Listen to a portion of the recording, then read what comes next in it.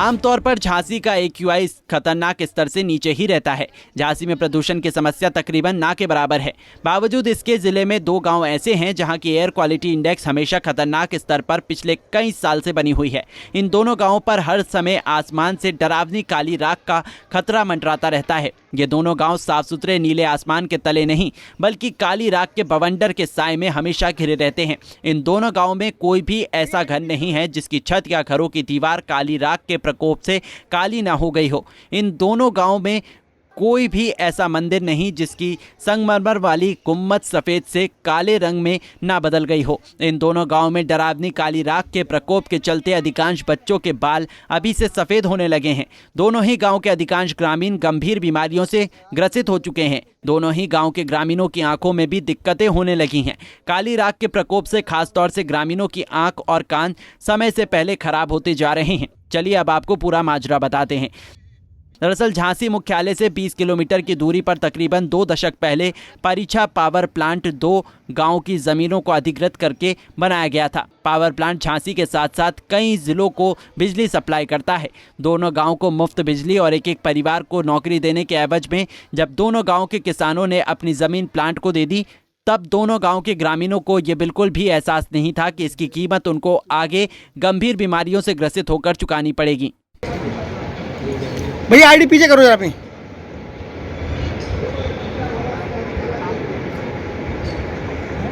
कहीं नहीं चलता रात जब तक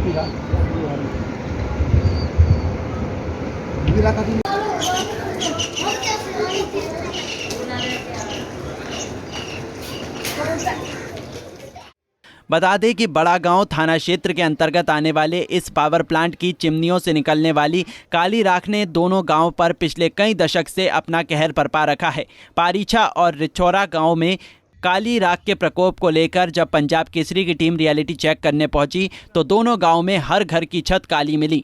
दोनों ही गांव के हर घर की छत पर काली राख का डेरा जमा हुआ मिला। दोनों ही गांव में बने प्राथमिक विद्यालयों में पढ़ने वाले नौनिहालों, पढ़ाने वाले शिक्षकों, खाना बनाने वाली रसोइयों के लिए भी प्लांट की चिमनी से निकलने वाली काली राख मुसीबत का सबब और बीमारी का स्रोत बनता हुआ दिखाई दे रही हैं।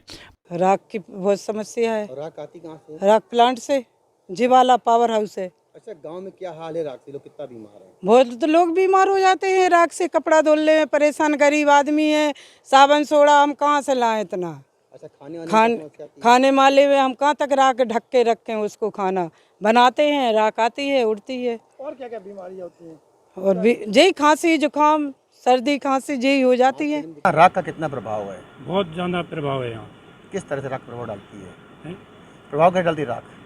प्रभाव डालती है कि हम लोग बीमार हो रहे हैं, खांसी उठ रही है और कफ वगैरह आता है, टीवी बढ़ रही है, कुछ आंखों पे फर्क पड़ता है। आंखों पे फर्क पड़ रहा है, दिखाई नहीं देता है। पारीछा और रिचौरा गांव में रहने वाले ग्रामीणों का आरोप है कि प्लांट की चिमनियों से निकलने वाली राख यहां के ग्रामीणों को समय से पहले दिव्यांगता का शिकार बना रही है।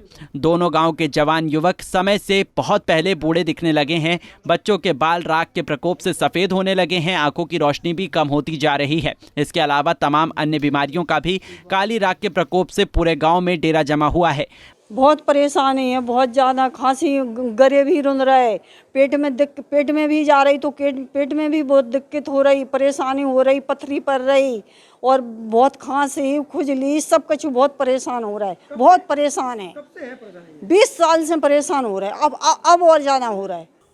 तो राख वो निकालते हैं उसमें से कीटाणु, चिमनी। हाँ, आप बालों को फर्क पड़ता है तो क्या और भी बच्चों के बाल सफेद हैं या? हाँ है।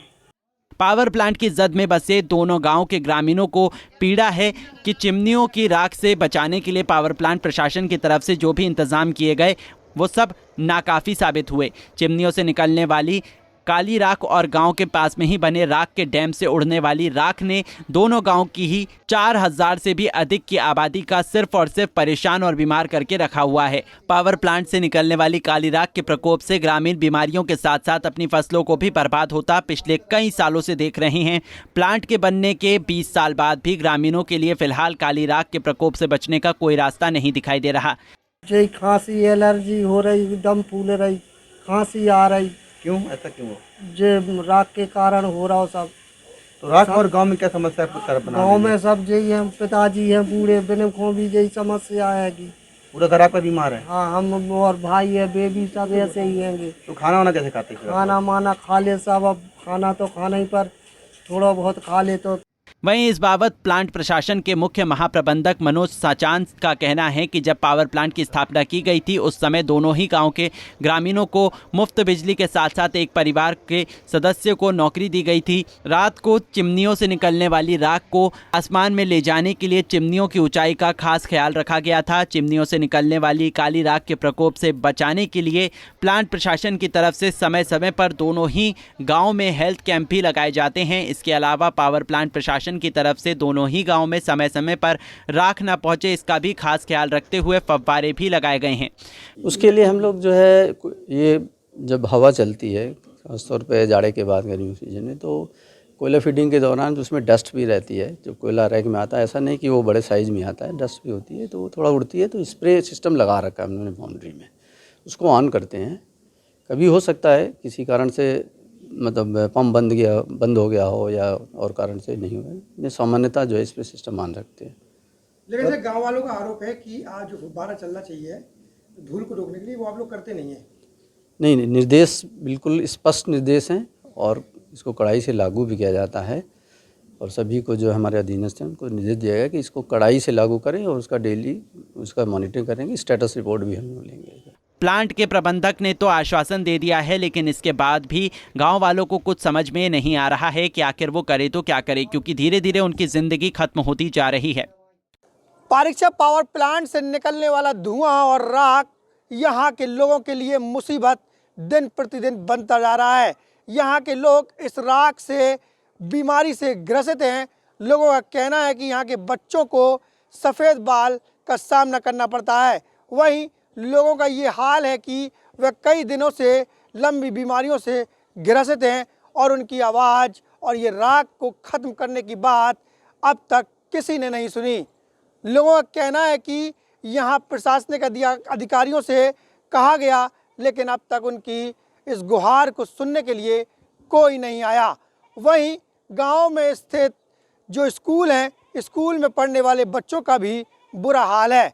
उनकी कॉपी किताबों से लेकर ड्रेस तक भी गंदी हो जाती है, क्योंकि बगल में ही पावर प्लांट पारीक्षा बना हुआ है और वहां से राख और धुआं निकलता है। वीडियो के साथ मोहम्मद शहजाद, पंजाब केसरी, झांसी।